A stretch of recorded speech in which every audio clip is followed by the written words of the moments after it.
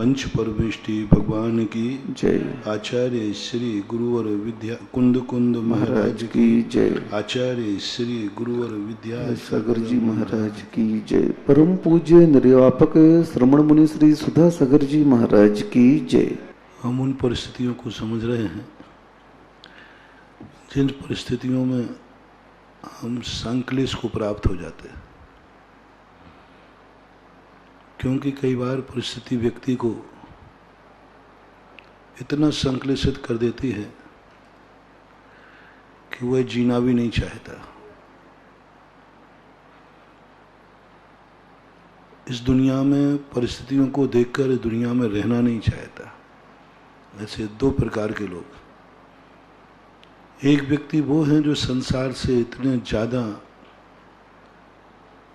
ऊब चुके हैं, थक चुके हैं, परेशान हो चुके हैं, वे इस संसार में ही नहीं रहना चाहते, मोक्ष जाना चाहते। हेतुस्तत्र विचित्र दुख निचया संसार घोराणवा। इस संसार के दुखों को सब तरफ से हो गए,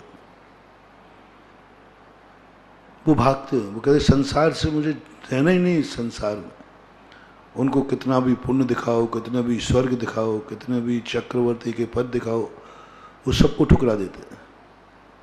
उनके कहा देखो तुम संसार को मत छोड़ो, यहाँ चक्रवर्ती पद भी है। बोले मैंने चक्रवर्ती बन के देख लिया। बोले स्वर्गों के सुख भी मिलेंगे कभी। बोले वो भी करके देख लिया। यानी उन्हें संसार में कुछ भी किंचित मात्र भी नजर नहीं आता। सुख और दुख, पुण्य और पाप से दोनों से उब गए। वो कहते मैंने अनंतों बार पाप की चरम सीमा भोगी है और अनंतों बार मैंने संसार का चरम पुण्य सुख भोगा है। मुझे दोनों नहीं चाहिए। अब क्या करोगे? ऐसे जीव को क्या करोगे? वो कहता मुझे ना तो स्वर्ग चाहिए, ना नरक चाहिए, ना सुख चाहिए, ना दुख चाहिए, ना अमीरी चाहिए, ना गरीबी चाहिए। मुझे कुछ इस संसार का किंचित मात्र भी कुछ नहीं चाहिए। ऐसे महामना के लिए रास्ता दिखाया जिनवाणी माने। तुम सीधे मोक्ष मार्ग को अपनाओ, साधु जीवन अपनाओ, रत्नत्रय अपनाओ। तुम्हारा रास्ता सम्यक दर्शन ज्ञान चार्य त्राणी मोक्ष मार्ग। तुम्हारा एक ही रास्ता है, रत्नत्रय। जाओ उस रास्ते पर, पीछे मुड़ के मत देखना, बाद में पश्चाताप मत करना, बाद में आई एम सॉरी प्लीज मत कहना। यहां बिका हुआ माल वापस नहीं होता। एक बार तुम मोक्ष मार्ग पर चढ़ जाओगे, मोक्ष जाना ही पड़ेगा। रास्ते में कोई गलियां नहीं है। या तो भ्रष्ट होकर लौटो या वरिष्ठ होकर के आगे बढ़ो। ये बहुत अच्छी तरह समझा दिया। इस विषय को अपन थोड़ा गौण करते हैं। दूसरा पर लोग वो हैं जो संसार में भागते हैं, मरते हैं, सुसाइड करते हैं। वो कहते इस जीवन में सुख नहीं मिला, अगले में मिलेगा। मृग मरीचिका के समान। जैसे मृग गर्मी तपन में लहरों को देखकर भागता है, वहां पानी मिलेगा, वहां पानी मिलेगा। जल नहीं पावे प्राण गमावे, भटक भटक मरता। वस्तु पराई माने अपनी भेद नहीं करता। तो ऐसे लोग जो उनके लिए अपना उपदेश चल रहा है, जो भाग रहे हैं बेचारे, चलो यहां से मर जाएंगे तो अगले भाव में सुख मिलेगा, उनको नहीं मालूम। वहां पहुंचते हैं तो वहां से मरते हैं, मरते ही मरते रहते, जीते है ही नहीं। वो मरते ही मरते रहते। ऐसे जीवों का एक श्वास में 8-10 बार मरते ही रहते, जन्मते मरते। जन्म के श्वास ले नहीं पाई, मौत का दिन आ गया। अभी जन्म लेकर थोड़ा सा श्वास ले ही रहे थे कि मैं जन्म गया, तुरंत आ गया तेरा समय हो गया, चल यहाँ से। एक श्वास के 18वें भाग प्रमाण जिंदा रहना, क्या जीवन होगा, क्या जिंदगी होगी। एक श्वास के 18वें भाग का जीवन। जन्म हुआ ही नहीं, मरने का समाचार आ गया। जन्म की खुशी हुई नहीं, मरने की मौत के आंसू आ गए। जैसे जीव मरते ही रहते, मरते ही रहते। उन्हें मरने का दुख होता है, जन्म का सुख होता ही नहीं उनको, मरने का दुख होता है। ऐसे जीवों को मैं कहना चाहता हूं, ऐसे जीवों को उपदेश दे रहा हूं, तुम भागो मत, तुम मरो मत। कितना भी जीवन में अभाव आ जाए, जैन दर्शन एक ही कहता है, दो काम कभी मत करना, किसी को मारना नहीं, स्वयं मरने का भाव करना नहीं, जियो और जीने दो। ये बहुत बड़ा सिद्धांत है। और तुम्हें कुछ नहीं करना, दो बातों के नियम लेना। मैं कभी कितना भी कष्ट में आ जाऊं, कितना भी कुछ भी करूं, मैं किसी को मारूंगा नहीं, और कितना भी कष्ट आ जाए मैं कभी मरने का भाव नहीं, मरने का भाव भी मत करना, मानो प्रणाम भी मत करना। कई लोग मरने का भाव कर लेते हैं, यदि उसका प्रायश्चित प्रतिक्रमण नहीं कर पाए तो निगोद में जाके कर्म कहेगा अब मर यहां जितने मरना है, अब मर यहां जितने मरना है, एक श्वास में 18 बार जन्म मरण कर। कभी भूल करके अपनी जो आयु है इसको उधीरना भी नहीं करना, खिराने का भाव भी नहीं करना। 7 कर्मों की निर्जरा करने का उल्लेख है, आयु कर्म की निर्जरा करने का उल्लेख नहीं है।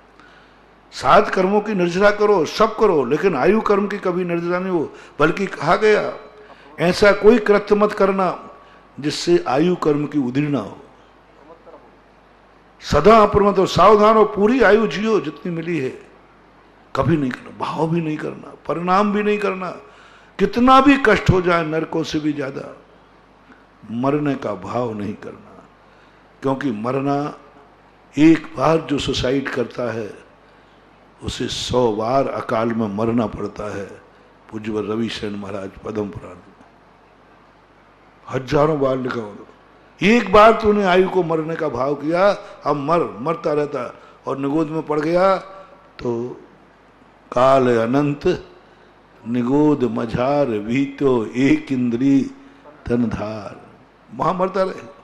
इसलिए एक नियम करें अपन सब मिलकर के, जिंदगी में एक ही वरदान मांगे भगवान, कुछ मत मांगो, एक साधना करते हैं, कुछ मत करो, एक अपन भावना करते हैं, कुछ मत करो, एक भावना करते हैं कि बस मुझे एक वरदान मिल जाए, मुझे कभी किसी को मारने का और मरने का भाव नहीं आया।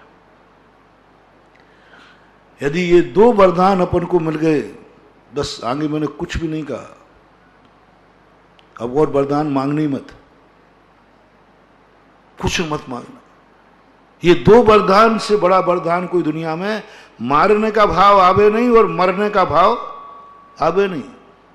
हो गया संयम, हो गया संयम, बस और कुछ नहीं। इंद्रिय संयम और प्राणी संयम में क्या है, यही तो है, कुछ नहीं करना अपन को। यदि ये साधना अपन ने कर ली इस पंचम काल में, मैं कहता हूं तुम वो कुछ सब पा जाओगे जो कहो मुनि बनने से भी नहीं मिले, कहो बड़े बड़े मंदिर दान देने से भी नहीं मिले, बड़ी बड़ी पूजाओं से भी नहीं मिले, बड़े बड़े अपन बहुत महोत्सव कर ले तो भी नहीं मिले। मुनि महाराज बन के मास उपवास भी करें तो भी ये उपलब्धि नहीं होगी। जैनाचार्य कहते हैं मास उपवास करो या ना करो, लेकिन मरने और मारने का भाव मत करो। एक व्यक्ति ने कहा महाराज जी मैं मुनि बन जाऊंगा लेकिन मरने मारने का भाव नहीं छोड़ूंगा। मुनि बन जाऊंगा, आप जो केशवंश कर लूंगा, ठंड सहन कर लूंगा, गर्मी सहन कर लूंगा, सब महाराज जो आप कहोगे, घानी में पिलना है तो पिल जाऊंगा, गर्मी में पहाड़ पे बैठूंगा, बस मरने मारने का भाव नहीं छोड़ूंगा। जैन आचार्य कहते हैं तुम मुनि मत बनो, मरने मारने का भाव छोड़ दो, पूरा नहीं छोड़ो, संकल्प ही हिंसा त्याग कर दो। क्या बात है, संकल्प पूर्वक ना तो मारेंगे और ना संकल्प पूर्वक मरेंगे। पहली शुरुआत तपस्या से नहीं की, मोक्ष मार्ग की साधना से नहीं की, कोई त्याग से नहीं की। पहला धर्म उन्होंने अहिंसा धर्म रखा। पहला धर्म रखा तुम अहिंसा की तरफ जाओ और कुछ नहीं करना, बस तुम संकल्प ही हिंसा का त्याग कर दो। हम मुनि नहीं बनेंगे, पर मत बनना। मैं और कोई कठिन तपस्या नहीं करूंगा, नहीं करना, नहीं करना, कुछ भी नहीं करना। मैं मंदिर भी नहीं जाऊंगा, मत जाना। धीवर को कौन सा मंदिर का नियम दिलाया था? कौन सा नमोकार मंत्र पढ़ाया था? एक व्यक्ति मेरे पास आया, बोले महाराज मैंने स्कूल खोला है व्यापार के लिए, और आप मेरे को कोई सहायता की मत, मैं ना किसी गरीब को सहायता नहीं करूंगा, जम के कमाऊंगा, खूब जम के कमाऊंगा, धंधा कर रहा हूं। कोई को आप निःशुल्क रहने की बात मत करना, मैं किसी को निःशुल्क नहीं पढ़ाऊंगा, जम के फीस लेता हूं, और बहुत यहां वहां की फीस लगा, खूब जम के कमाता हूं मैं। मैंने कहा आप हो कौन? बोले मैं जैन हूं। स्कूल कौन सा है? बोले जैन स्कूल। मैंने किस लिए आया? बोले आशीर्वाद लेने।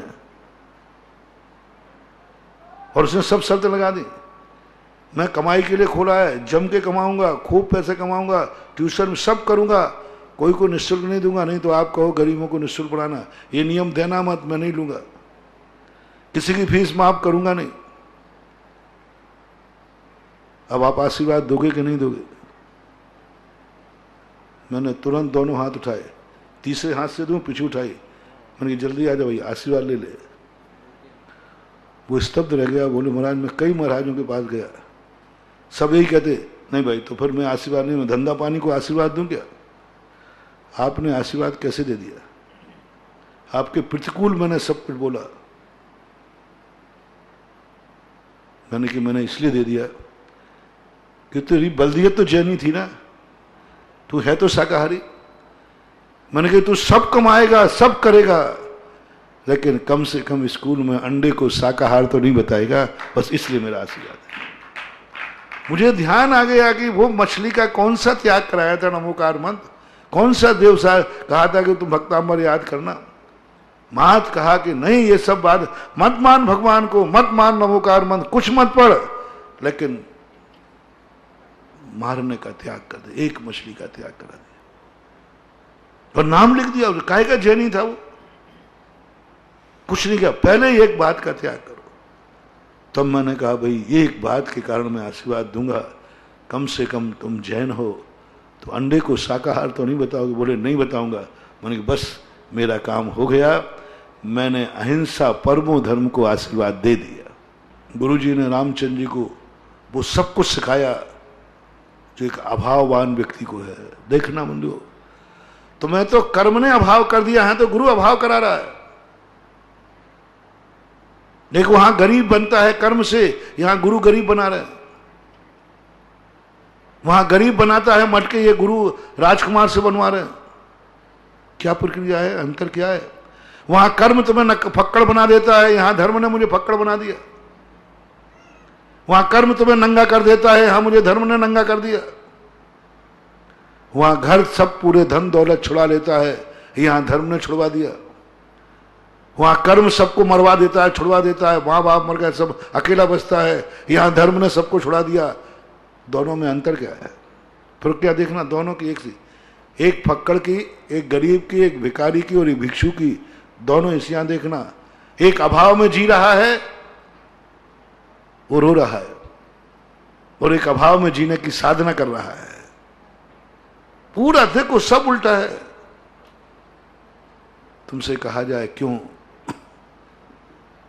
तुम्हें किस किस चीज का अभाव होता है, यदि तुम्हें वो चीज न मिले तो कैसा लगेगा? महाराज बहुत दुख होगा, बहुत बुरा लगेगा।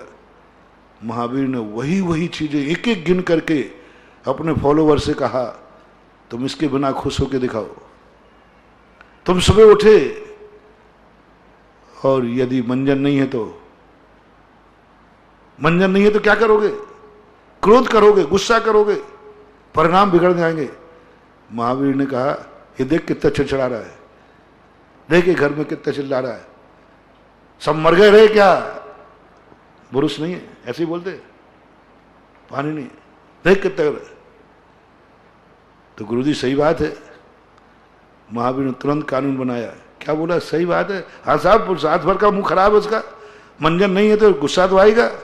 महावीर ने तुरंत कहा, हमारा श्रवण वही होगा जो मंजन नहीं करेगा। तुमने कहा इसके बिना मैं नहीं जी सकता है तो अभाव है। उन्होंने कहा ठीक है, मंजन नहीं करेगा, वही मेरा शिष्य बनेगा जो मंजन के बिना भी खुश रहेगा, सुबह से खुश रहेगा, आनंद में रहेगा।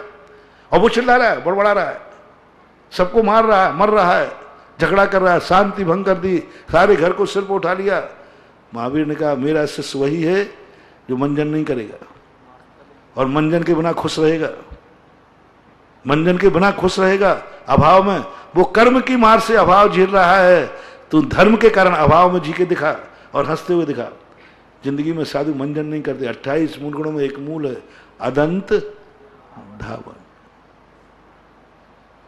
बिल्कुल पूरे। दूसरे समय पर तुम नहाने के लिए गए, जिस दिन नहाने नहीं मिले तुम्हें तो कैसा लगता है, फ्रेश नहीं होते, महाराज बहुत बेकार लगा, नहा ही नहीं, मजा नहीं आ रहा है। देखो अब भी चिल्ला रहा है, आज मुझे नहाना है महाराज, मैंने नहाया नहीं। बहुत महावीर ने तुरंत नोट किया, ये संसारी प्राणी बिना नहाए सुखी नहीं है। मेरा शिष्य, मेरा मार्ग में चलने वाला वही व्यक्ति मान्य होगा जो स्नान व्रत लेगा, स्नान नहीं करेगा। बिना स्नान के खुजली नहीं चले, फ्रेश का भाव नहीं आवे, स्नान के बिना नोट बना दिया। स्नान के बिना तुम सुखी होके दिखाओ, स्नान नहीं करोगे पानी नहीं मिलेगा। वो चिल्ला रहा है, देखो वो चिल्ला रहा है, तुम चिल्लाओ मत, स्नान नहीं होगा, तुम्हारा जीवन में नहीं होगा। उसको तो एक दिन नहीं मिला तो चिल्ला पड़ा, एक दिन नहीं मिला तो खुजली चल गई, एक दिन नहीं मिला तो उसका मूड खराब हो गया, एक दिन नहीं मिला तो भोजन नहीं किया, एक दिन नहीं मिला तो क्या नहीं करते आप लोग, जिस दिन नहीं नहाते उस दिन देखो आपके बाजू में आपको ही सड़ांद आती है, बाजू वाले को तो आती है। महावीर ने तुरंत चिंतन किया, बस यहीं से धर्म की शुरुआत होगी। एक दिन में ये तड़प रहा है और तुरंत अपने शिष्य से कहते हैं जीवन भर का स्नान का त्याग कर, जीवन भर के लिए त्याग करना, एक दिन के लिए नहीं। अभाव में जीना दिखा दिया, अभाव में जीना सिखा दिया। फिर आप जाते हैं भोजन पानी बढ़िया हो, बहुत बढ़िया हो, बोले नहीं बढ़िया नहीं करना। तुम नहाने के बाद एक ही सोचते हो अच्छा बढ़िया भोजन मिल जाए। महावीर ने तुरंत कहा ले तप बढ़ावन हेतु नहीं तन पोष दे तज रसन को। अच्छा भोजन नहीं करना है, काम चलाऊ करना है। नाश्ता तो है ही नहीं, नाश्ता तो है ही नहीं, नाम ही मत लेना। नाश्ता नहीं मिले तो आपका दिमाग करा चाय पानी, चाय नाश्ता, चाय नाश्ता। आजकल को तो चाय नाश्ता के बिना व्यक्ति पागल हो जाता है। महावीर ने नाश्ता और चाय दोनों हटा दी, इसके बिना जीना है। भोजन भी नीरस करना, एक टाइम करना। यदि आपकी जिंदगी में ऐसा दिन आ जाए एक टाइम को खाने को हो तो, पूरे परिवार के ऐसे बुरे दिन आ गए कि एक भी दिन एक टाइम का खाने को है बस, दूसरी टाइम को खाने को नहीं है, तो आप अपने आप को क्या मानेंगे? दुर्भाग्य के सौभाग्य पापी। दिन भर रोन यही घना, एक ही जिंदगी है, मिले भाई घनी खम्मान दाता भगवान एक टाइम में पेट भर रहा हूं। कल्पना करना कोई गृहस्थ को एक टाइम का इंतजाम मिले, बस कुछ है ही नहीं दूसरे टाइम के लिए, पागल हो जाएगा, इतना दुखी हो जाएगा। जिससे यही कहे भैया कर्म का मारा हूं, एक टाइम की रोटियां हैं। महावीर ने कहा देख एक टाइम की रोटी मिल रही फिर भी रो रहा है, गिड़गिड़ा रहा है, सबसे कहता फिरता है मेरी क्या किस्मत फूटी है, एक टाइम की रोटी।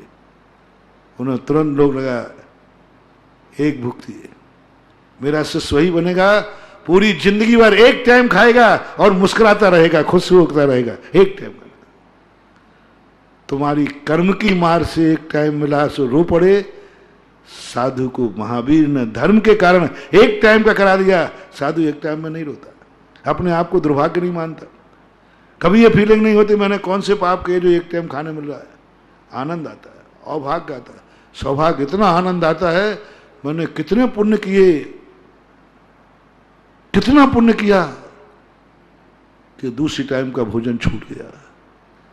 सम्यक दृष्टि का जब भोजन छूटता है तो सौभाग्य मानता है, और अज्ञानी का भोजन छूटता है तो दुर्भाग्य मानता। अंतर इतना ही है। जिस दिन तुम्हें खाना नहीं मिले तो दुर्भाग्य है, और जिस दिन साधु नहीं खाता है उस दिन उसका सौभाग्य। ओहो, आज मैंने कौन सा पुण्य किया, आज उपवास किया। उपवास को सौभाग्य मानता। दोनों भूखे हैं, एक को मिला नहीं वो दुर्भाग्य मान रहा है, भोजन नहीं मिला तो दुर्भाग्य मान रहा है, और एक धर्मात्मा है, भोजन नहीं किया तो सौभाग्य मान रहा है। वही दशा कर दी जो एक गरीब की है। उस गरीब के कर्महीन के पास खाने को नहीं है। महावीर कहते हमारे श्रमण के पास भी नहीं है। यानी कोई गरीब ये ना कह ले वे कि जैन धर्म तो अमीरी का है, जैन धर्म अमीरों का तो था, लेकिन महावीर ने ऐसा गरीब बनाया, ऐसा गरीब बनाया कि जैसा गरीब जैन मुनि है संसार में इतना गरीब कोई है ही नहीं, कोई नहीं है दुनिया में। ऐसा गरीब बना के खड़ा कर दिया महावीर ने, ऐसा गरीब। कितना भी गरीब हो, फटा कपड़ा सही, कपड़ा है तो सही, यहां तो धागा भी वर्जित कर दिया, सब कुछ तो छुड़ा दिया।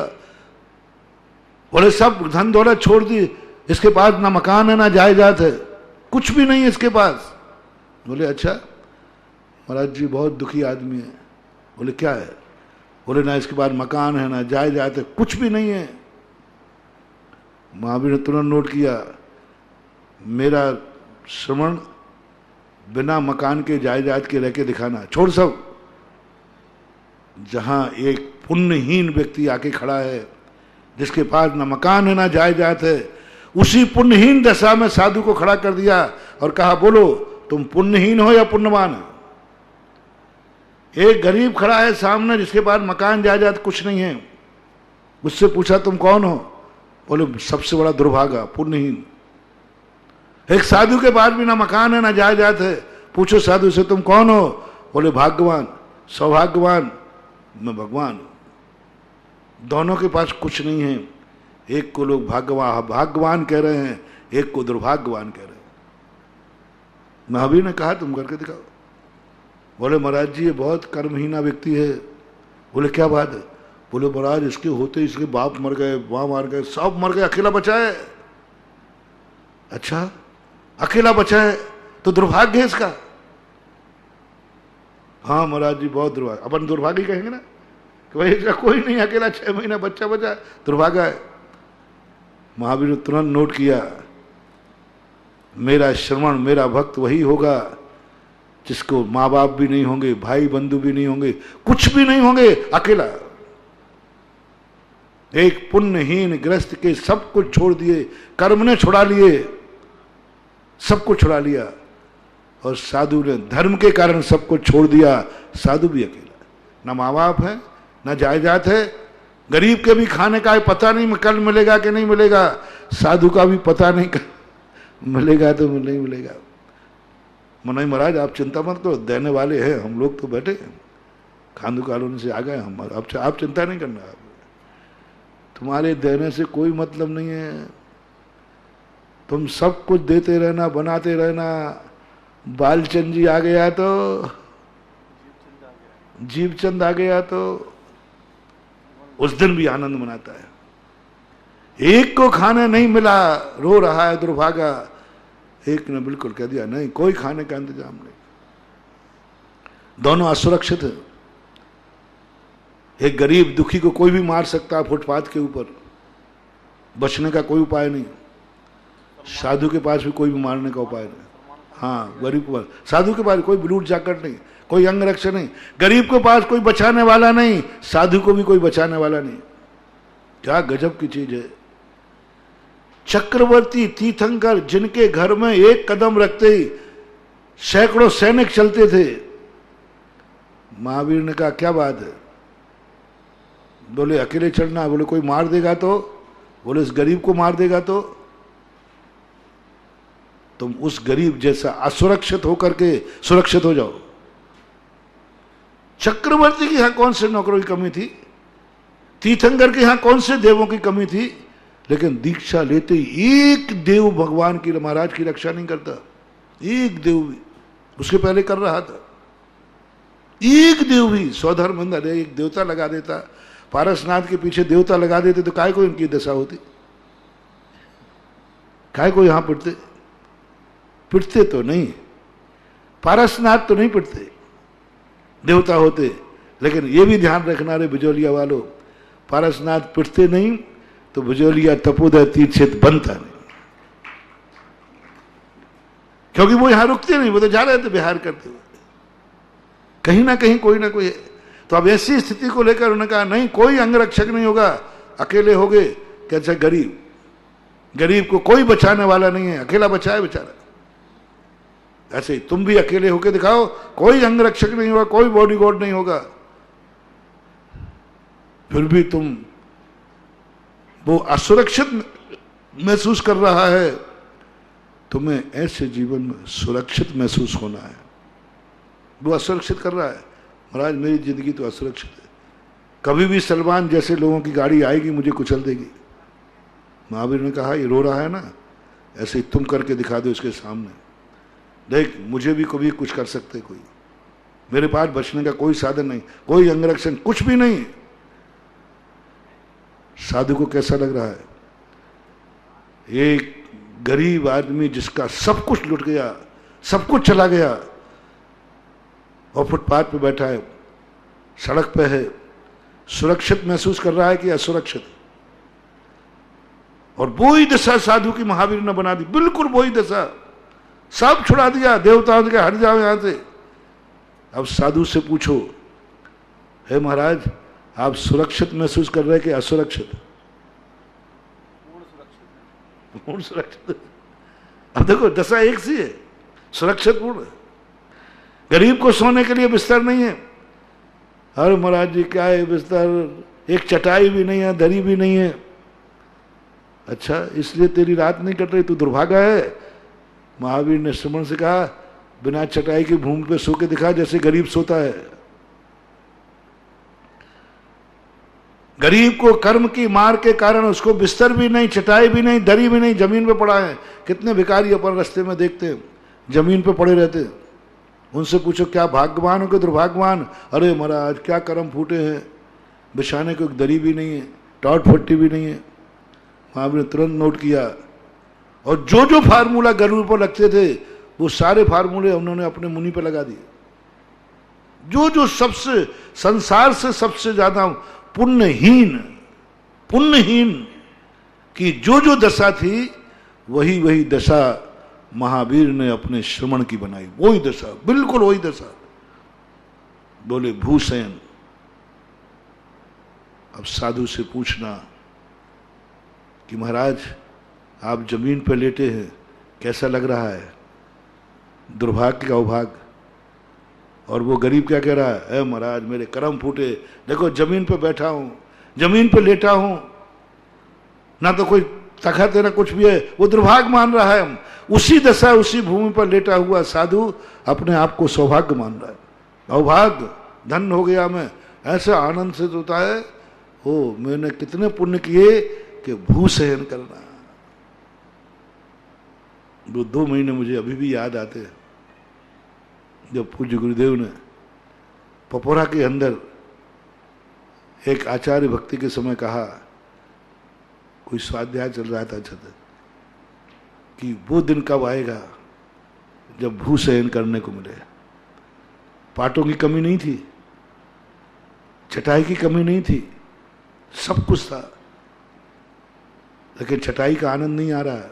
वो दुख है, खेद है कि मुझे चटाई लेना पड़ रही है, खेद है मुझे पाटे पर लेटना पड़ रहा है।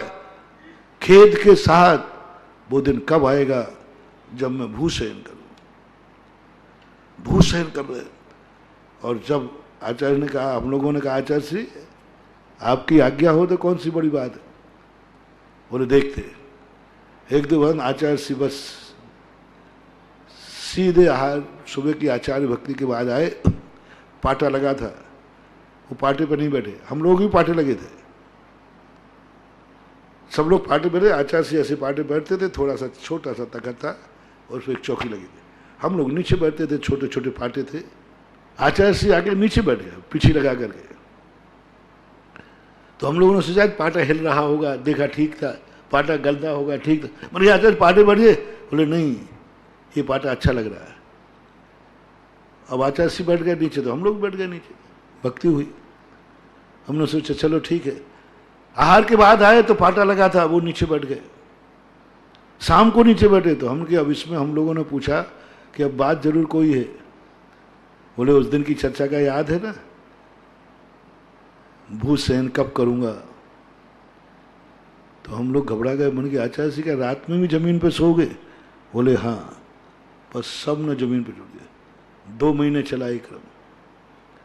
2 महीने पाटा नहीं, जमीन चटाई नहीं, कुछ नहीं, सीधा जमीन पर बिल्कुल निखाला जमीन। पपोरा जी में मंदिर है पुराने चूने के, बस जमीन पे लेटे थे। श्रावक रो पड़े, श्रावक रो पड़े। हम लोगों को जो देखो सब जमीन पर, और आचार्य से जमीन पर बैठ जाए। श्रावक रो पड़े जमीन पर। और उस समय तो रोना आ गया श्रावकों को, जिस समय हम लोग जमीन पर लेटे थे। जमीन पर पड़े, ऐसे जमीन पर बिल्कुल खुली जमीन पर लेटे। श्रावकों ने बहुत कहा, बोले महाराज जी हम लोग सहन नहीं कर पाएंगे। बोले आपकी चिंता करूं कि मैं अपने अवभाग्य की चिंता करूं? मैं तो इतना खुश हूं कि कम से कम ये भूमि सहन कर सका। बहुत प्रयास किया लोगों ने, कहा नहीं महाराज जी ये नहीं, आप पाटा तो लीजिए कम से कम, कुछ मत लो। आचार्य ने कहा नहीं, भू सहन करूंगा। लोगों ने खूब प्रयास किया। लोगों को तो रोते थे, महाराज जी मेरे से देखना। कई लोगों ने भैयावृत्ति में शाम को जाना बंद कर दिया। बोले महाराज मैं नहीं देख सकूंगा आपको जमीन पर पड़े हुए। खूब प्रयास हम लोगों से भी किया। तो हमके भैया देखो अब गुरु जी से कौन बोले। और हम लोगों को भी अच्छा लग रहा था, बहुत अच्छा लग रहा था। हम लोगों को भी कुछ विकल्प नहीं आ रहा था, सबको बड़ा शौक आ रहा था। अंत में एक पंडित जी थे, वैद्य जी थे, उन्होंने कहा महाराज जी को ये तो ऐसे समझेंगे नहीं, क्योंकि वो जानते हैं दिगंबर साधु जितना अभाव में जीता है उतने वो अपने आप को सौभाग्य मानता है। जितना जितना संसार की वस्तुओं का अभाव होता जाएगा, सच्चा साधु उतना अपने आप को सौभाग्यशाली मानता जाएगा। ये लक्षण है। अभाव का प्रवचन चल रहा है अभी। वो भूमिगत किया था ना बिल में, वही अभाव का। अभाव में जीने का साधु का लक्षण, सम्यक दृष्टि, सम्यक ज्ञानी, सम्यक चारित्री का लक्षण क्या है? जितना जितना संसार का अभाव होता जाएगा उसका आनंद उतना ही बढ़ता जाएगा। और जितना जितना संसार की वस्तु पर की तरफ हमारी दृष्टि जाएगी और अभाव के महसूस होगा, उतना ही उतना तुम्हारा साधु पद गिरता जाएगा। फैसला कर लो। कोई बड़ी परिभाषा नहीं बचा रहा हूं साधु की, बहुत बड़ी परिभाषा नहीं जा रहा हूं ज्ञानी की। आप कितनी सुविधाएं चाहते हैं, यदि सुविधा की तरफ आपका ध्यान है, आप साधुता के नंबर कट रहे। आपके सुविधा, जितनी सुविधा चाहो, कुछ भी नहीं। देखो यहां तो चाहे तुम हम हो चाहे तुम हो, जैन धर्म तो दीपक है, सावधानी पकड़ो तो प्रकाश है, और चूके तो जला के भस्म कर देगा। जलाने वाला दीपक अलग नहीं होता, वही दीपक है। कितनी सुविधाएं तुम चाहते हो। हमें रुकने के लिए क्या सुविधा चाहिए? बढ़िया कमरा हो, हवादार कमरा हो, बढ़िया हो, ठीक है, नंबर काट दो इसके। साधुता कम हो गई। बिल्कुल सबसे गंदा कमरा, बुरा कमरा मिला, तुम्हें कैसा लगा? वो मिला ही नहीं। और उस समय तुमने माना कि आज मेरा कितना भाग्य है कमरे में बैठता, लेकिन किस्मत से, बदकिस्मत से नहीं। देखो भाई, बदकिस्मत नहीं, बदकिस्मत से नहीं, मेरी बहुत बहुत पुण्य का उदय है। मेरी किस्मत ने क्या ऐसा मरिया खिला, आज कमरा बिना ही नहीं, आज बिना कमरे की रात बीतेगी, मजा आ जाएगा। अभाव में आनंद का कीमत, अभाव में सद्भाव का आनंद। कमरा मिला ही नहीं हमें। कमरे में खिड़की टूटी थी और ठंडी का समय था। अब कैसा लग रहा है? कैसे लोग हैं आगे, ध्यान ही नहीं रखते। कोई हम साधु बन गए और गुड़ गुड़ गुड़ गुड़ चालू अंदर अंदर। ये चटकने लगी, ये तो देखो टूटा हुआ लगा, साधुता कम हो रही है। फेल नहीं कर रहा हूं, नंबर कम कर रहा हूं। और कहता ओ वैसे तो मैं सहन कर नहीं पाता, मैं तो मेरी भी हिम्मत नहीं थी, गुरुजी भी महान नहीं कहते, जिनवाणी भी हाँ नहीं कहती, और श्रावक भी नहीं कहते। आज मजा आ गया। बोले क्यों? टूटी खिड़की वाला कमरा मिला, खुली केवड़ियों वाला कमरा मिला। हाँ वो गाते ना, भजन गाते तो, हाँ खुली केवड़ियां, खाली पिंजड़ा, द्वारे टंगो दिखाने हैं। और आज मजा आ गया, आज रात भर खुले मकान खिड़की में कैसे जीऊंगा। आह आह, कुड़कुड़ाना मत, आनंद मानना, आनंद मानना, साधुता बढ़ जाएगी। सब चीज में लगाना है। आहार मिल गया, अरे मजा आ गया, आज आहार मिल गया, नंबर कम हो गए। मजा आ गया, आज आहार मिले ही नहीं। बोले क्या हो गया? अलाव हो गया, मजा आ गया। चेहरे पे एक आनंद की अनुभूति होना चाहिए। आहार के दिन आहार करके आओ तो चेहरा उतरा हुआ रहे, और बिना आहार के लौट के आओ तो चेहरा बिल्कुल खिला हुआ रहना चाहिए। आज मेरे भाग्य। बोले कर आहार मिले ही नहीं। एक उदाहरण आता है कि आचार्य के गुरु से मांगा उपवास, गुरु ने कहा नहीं कोई उपवास नहीं करना, और उसे करने की इच्छा थी, और गुरु ने आहार को उठना है कह दिया ना, उपवास करने की इच्छा है, गुरु ने मना कर दिया, तो फिर हम लोग उपवास नहीं कर सकते। तो शिष्य भी गुरु से आगे होता है, वो ऐसा व्रत पर संख्यान ले लेता है, कठिन विधि, क्योंकि गुरु ने यही तो कहा था कि आहार को उठना है। अब ये थोड़ी कहा था कि अंतराय मत करना, आलाप करना नहीं करना, जैसे बने तैसे खा के आओ, ये थोड़ी कहा था। बस उसने ऐसी कठिन विधि ले ली, घूम के आ गया। बोले क्यों? बोले गुरु जी विधि ही नहीं मिली। गुरु जी विधि ही नहीं मिली। गुरु समझ गए, गुरु को इतना आनंद आता है, देखो इसने मेरी इज्जत भी रख दी और उपवास भी कर लिया। गुरु दुखी नहीं होते, बोले वाह तूने मेरी इज्जत भी रख दी, हार को उठ भी गया, और तूने अपनी भावना भी रख दी कि उपवास भी हो गया, अलाभ हो गया। किसी कारण खुश होते हैं, आनंद। उस दिन तुम्हारा चेहरा अपना खुला हुआ रहना चाहिए, आनंद का अभाव में जीना है। जिस दिन अपनी कोई और भी अभाव, कितने अभाव है, पक पक पे अभाव, बिहार कर रहे हैं कोई भोजने वाला नहीं, नगर में प्रवेश करना है कोई आगवानी करने वाला नहीं, अभाव में देखो हमारा सत्कार पुरस्कार परिचय का जीतूंगा मैं। किसी ने सत्कार किया, किसी ने नहीं किया। कोई सत्कार कहीं हाँ होता है ऐसा, कहीं अच्छा सत्कार होता, कहीं नहीं होता। कोई नमोस्तु करता, कोई नहीं करता। नमोस्तु करने वाले से तो हम खुश रहते हैं, नमोस्तु नहीं करने वाले से खुश हो जाए तो मजा आ जाए, आनंद की लहर उड़ जाए। बोले इसने नमोस्तु नहीं किया, बस आज आएगा हमारा सत्कार पुरस्कार परिचय जीतने का, उसके प्रति मेरी खुशी का भाव आ जाए। साधुता बढ़ गई, डिक्टेंशन की तरफ जा रहा है। नमोस्तु करने वाले से नहीं, नमोस्तु करने वाले से कौन खुश नहीं होता। पग चंपी करने वाले से तो दुष्ट भी खुश हो जाता है। हाँ यदि पाए लागे कह दो ना तो गुंडा भी एक बार शांत हो जाता है, तुम साधु हो। डाकू भी शुद्ध हो जाता है पर विनय करने पर। तुम्हें उससे खुश होना है जो तुम्हारी विनय नहीं कर रहा है, तुम्हें नमोस्तु नहीं कर रहा है, और फिर अंदर आना। आज मेरा 22 परिसरों में एक सत्कार पुरुष नाम का कार परिचय था। ये परिचय मैं जीत ही नहीं पा रहा था, क्योंकि जहां देखो वहीं जयकार, जहां देखो वहां, जहां से निकलता हूं लोग हाथ जोड़ के खड़े हो जाते।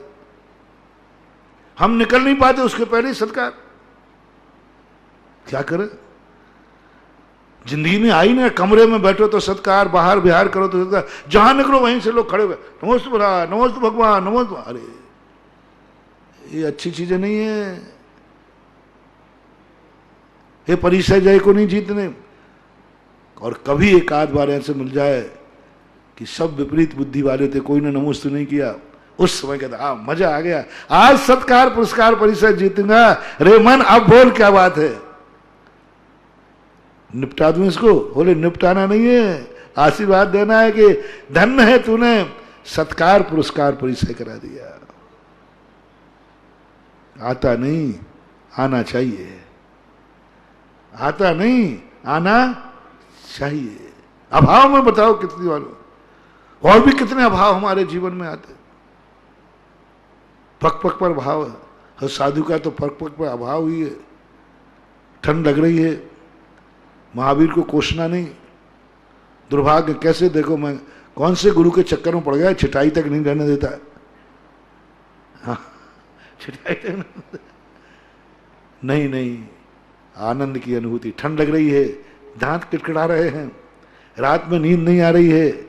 ओहो ओहो, कितना मैंने पुण्य किया कि आज रात मुझे नींद नहीं आई। क्यों? ठंड बहुत ज्यादा थी, बाकी घर्राटे लेकर सोता। चिटाई होती तो नींद आ जाती, चिटाई नहीं थी तो जागता रहा और जिए निद्रा। कुंद कुंद भगवान कहते समय सार में, जिसने निद्रा को जीत लिया वो अपने आप को भाग्यशाली बने। आज बहुत अच्छा जागते हुए रात निकली, धर्म ध्यान। अभाव में आनंद की अनुभूति। ऐसे महामना कुछ होते हैं जिन महामनों ने, महावीर ने अपने शिष्य को सद्भाव में आनंद की चर्चा नहीं की, अभाव में आनंद की चर्चा। तुम कहते हो कल महाराज ने, हमने कहा ना, अभाव में जो अभाव में जी रहे हैं वे चुपचाप बिल के अंदर रहें। लो, अब अभाव में जीने वाले हैं जो सीना तान के जी सके वो बाहर आ जाएं। महाराज जी अभाव पूरा करा दो ना, पहले बिल मिला के मकान दिला दो। नहीं, अभी तो बिल ही है, बाहर सड़क है। हिम्मत है तुम्हारी?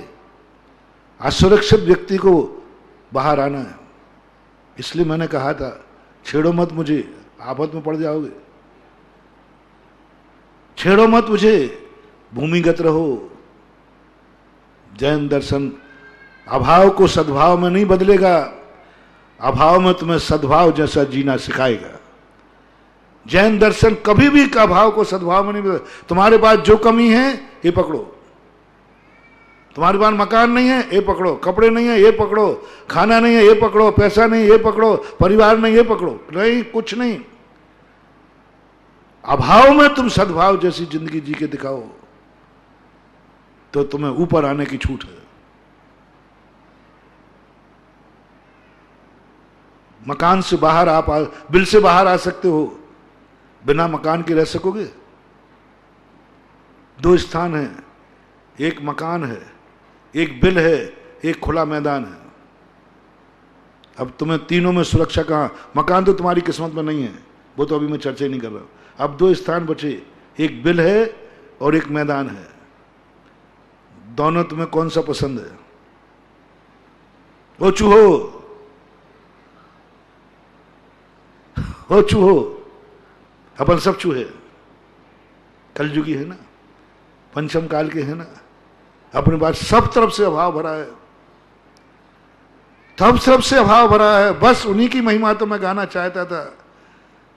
जब तक मैं उन अभाव में जीने वाले पुण्यहीनों की दुर्दशा नहीं करता, तब तक अभाव में जीने वाले मुनियों की महिमा कैसे गाता?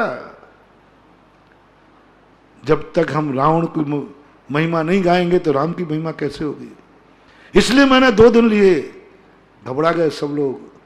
महाराज जी बिल से बाहर तो निकालो। ये विनोद कहता महाराज जी एक आध दिन बिल तो बाहर निकाल दो, भूमिगत कर दिया। निष्कम सागर जी महाराज बोले आपने तो बिल्कुल कहता भूमिगत हो जाए,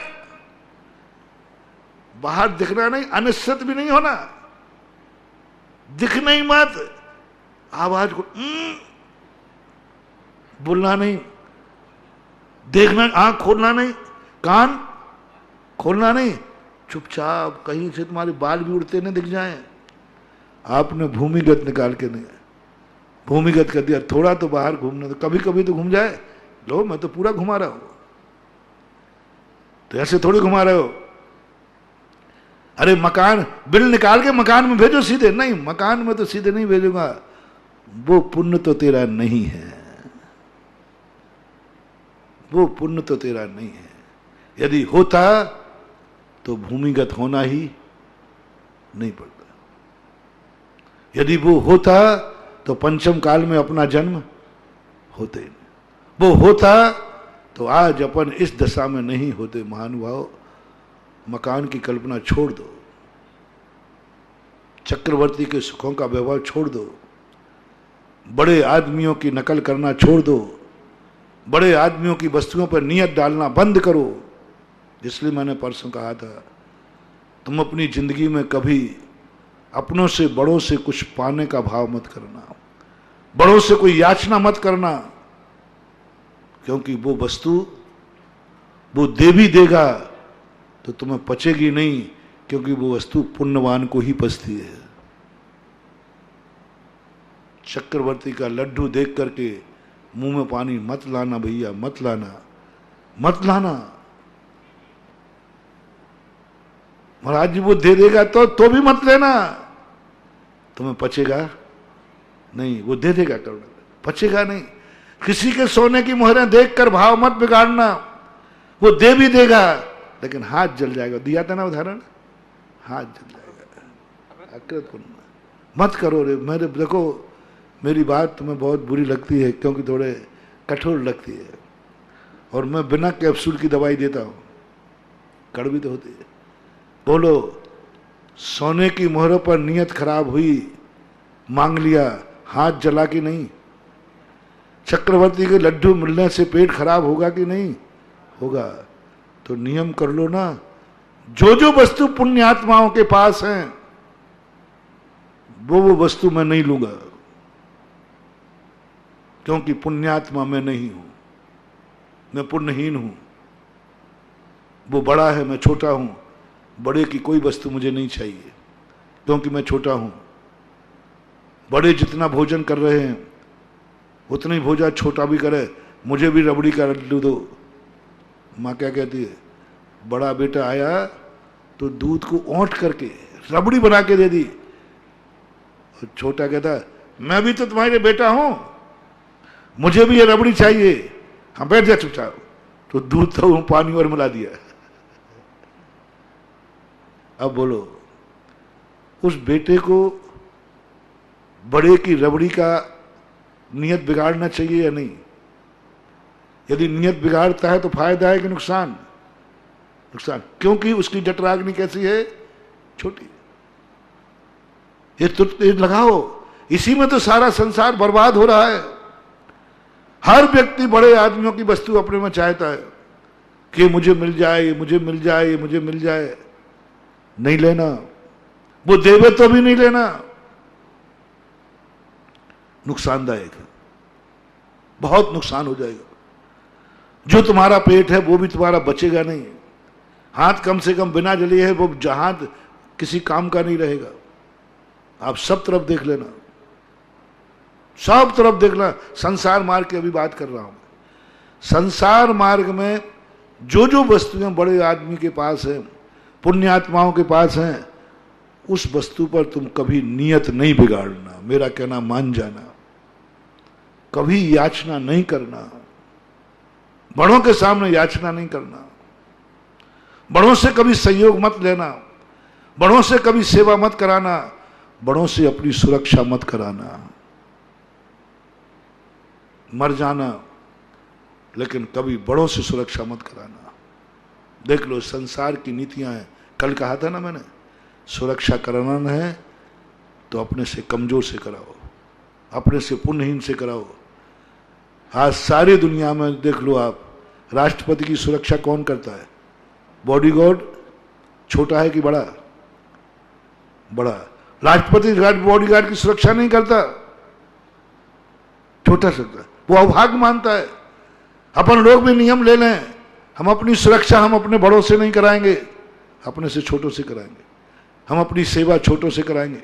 अभी वो बाद में बताऊंगा मैं, अभी तो पहले ये जी दूं, 3 चीजें आपके पास है, बिल, मैदान, महल। बिल में रहो, सड़क पे चलो या हवाई जहाज से जाओ। ये हवाई जहाज वाला मामला, महल वाला मामला कट हो गया, क्योंकि वो आपको नसीब नहीं है। वो आपको पचेगा नहीं। जो जिंदगी में है बिल और चला जाएगा, मकान तो मिलेगा ही नहीं। अब मात्र दो रास्ते बचे हैं, एक जमीन पे रहना या बिल पे रहना। जमीन पे रहने की कला मैं बता रहा हूं अभी। अभाव में भी सद्भाव का आनंद लेना। अभाव रहेगा ज्यों कहते हो, ज्यों कहते हो तुम्हारा अभाव रहेगा। जैसे अभी गरीब और साधु की मैंने तुलना की, तुम हर गरीब के पास जो जो कमी है वे सब कमियों में तुम मुस्कुराने की साधना कर लो, फिर तुम इस दुनिया में जमीन पर विचरण करोगे। जहां तुम विचरण करोगे वो जग तीर्थ हो जाएगा, तुम्हारा धन हो जाएगा। कौन बिलों के बाहर आ सकता है? कौन बिलों के बाहर भूमि पर रहने का मकान बना, भूमि पर विचरण कर सकता है? जो अभाव में भी जीने की कला आती हो। है हिम्मत तुम्हारी? चारों तरफ से भय है, चारों तरफ से शेर चीते हैं, चारों तरफ से हिंसक लोग हैं। तरीके स्थान दो हैं, या तो बिल में घुस जाओ या मैदान में आ जाओ। दोनों में से क्या पसंद करोगे? अभी हम कह रहे थे, अब मैं तुम्हारे मुंह से कहलवाऊंगा तब बात बनेगी। मैं कहता हूं महाराज जी आपने तो सबको बिल बना दिया। आपसे मैं पूछ रहा हूं, चारों तरफ हिंसक लोग हैं, शेर चीते हैं, एक बिल है और एक मैदान है। कहां डटे रहना है? अब तुम्हारा फैसला करो। हैं? जोर से बोलते तो मेरी थोड़ा इज्जत रह जाएगी। बिल में, बिल में, बिल में। चिंता मत करना, पीछे से मैं भी आऊंगा। है हिम्मत तुम्हारी मैदान में रहने की? बिल में रहने का अपने को हीन भावना महसूस कर रहे हो? बिल में रहना अपने आप को भाग्यहीन मान रहे हो? भूमिगत होना अपना दुर्भाग्य मान रहे हो? इसलिए मैंने कल कहा था, बिल में रहकर ये मानो ये भाग्यहीन नहीं है, ये सुरक्षा स्थान है। सुरक्षा स्थान है। एक और चारों तरफ हिंसक है, सब कुछ है, और एक और गरीबी है, एक और मौत है। बोलो गरीब रहना पसंद करोगे कि मरना? गरीब रहना पसंद करोगे, मौत में। आओ ना मैदान में, मैदान में आओ। इस मैदान में खुला मैदान पड़ा है। इस भूमि पर रहने का अधिकार उन्हीं को है जो अभाव में भी मुस्कुरा सकते हैं, क्योंकि खुला मैदान में कुछ भी मिलने वाला नहीं। देख लो, हमारे देख लो, सब अभाव हैं, मुस्कुराना है। सब अभाव हैं और सौभाग्य मानना है। अभाव में सौभाग्य मानने की हिम्मत हो तुम्हारी, तुम्हें बिल में नहीं भेजूंगा। तुम्हें बिल की जरूरत नहीं, विचरण करो। सिंह कभी बिलों में नहीं रहता, सिंह कभी बिलों में नहीं रहता। लेकिन जब तक तुम्हें सिंह बनने की ताकत नहीं हो तो भूमिगत ही रहना महानुभाव। क्या तुम दुनिया में आकर के सड़क के ऊपर चलने का, इस जमीन के ऊपर रहने का अधिकार उनको है जो अपनी जिंदगी की सुरक्षा कर सके। असुरक्षा आने पर जो भय न खावे, मरने को भी तैयार हो, मरने को भी तैयार हो, क्योंकि खुले बिल से बाहर आ गए। बिल में फिर भी आप बच जाओगे। शेर कभी बिल में नहीं घुसता, बिल्ली कभी बिल में नहीं घुसती, लेकिन मैदान में शेर झपटा मार सकता है। आओ पृथ्वी पर, यूं चलोगे? मरने को तैयार हो? हिम्मत करो, बिल से बाहर आओ रे, बिल से बाहर आओ। कौन आएगा बिल से बाहर? हाँ, मैं मरने को तैयार हूं, फिर तो कोई बात ही नहीं। दूसरा, मैं अपने आप को बचा सकता हूं शेर से, मैं बचा सकता हूं, मुझे बचने की कला आती है। आ जाओ मैदान बीच में, या तो बच जाओ या मर जाओ। ये दो निर्णय तुम्हारे हो चुके हैं, तो बिल से बाहर आ जाओ। तुम्हारे लिए पुण्यहीनपना कोई फर्क नहीं पड़ेगा। ये पुण्यहीन तुम्हें रुला नहीं पाएगा, क्योंकि तुमने एक ही साधन अपना लिया, या तो मैं बचूंगा या मरूंगा। दोनों ताकत मेरे पास है। मरने का मुझे डर नहीं है, और मेरे विश्वास है कि मुझे कोई मार नहीं सकेगा। मेरी साधन सामने शेर खड़ा है, खड़ा रहने दो। देख लो दीवान जी, शेर है पिंजड़े में, बोले कोई फर्क नहीं पड़ता, कोई फर्क नहीं पड़ता। 7 दिन का भूखा है, बोले कोई फर्क नहीं पड़ता। शेर ने आज तक कभी किसी को छोड़ा है, बोले नहीं छोड़ा। तो फिर तुम मरने जा रहे हो, बोले कोई फर्क नहीं पड़ता, हम दोनों को तैयार हैं। क्या गजब का हो गया। मैं गजब का, जब पिंजड़े के अंदर गए तो दीवान जी ने बताया, यही बोला, सिंहराज मैं मरने से नहीं डरता हूं, तभी आ गया हूं। या तो आज मैं मरूंगा या मैं आज बचूंगा, मेरे में दोनों ताकत है। मुझे मरने से डर नहीं है और मुझे विश्वास है कि तू मेरा बाल भी बांका नहीं कर पाएगा, तभी उन्होंने पिंजड़े में घुसा हूं। यदि मुझे यह डर नहीं होता कि मैं बचूंगा नहीं, तो मैं पिंजड़े में आते ही क्यों। इसी प्रकार से चले, अपन फिर चर्चा करेंगे कभी। अभी इतना ही। अभाव में अब तो बाहर निकाल लिया भैया, अब तो ठीक है। हाँ महाराज जी अब वही रहने दो, हमें तो बिल में ही। हाँ बिल में बुरा लग रहा था ना, बिल में पाप का उदय आ रहा था, पुण्यहीन महाराज आपने दशा कर दी भूमिगत। अब कैसा लग रहा है, अब महाराज वो बिल ही अच्छा लग रहा है। महावीर भगवान की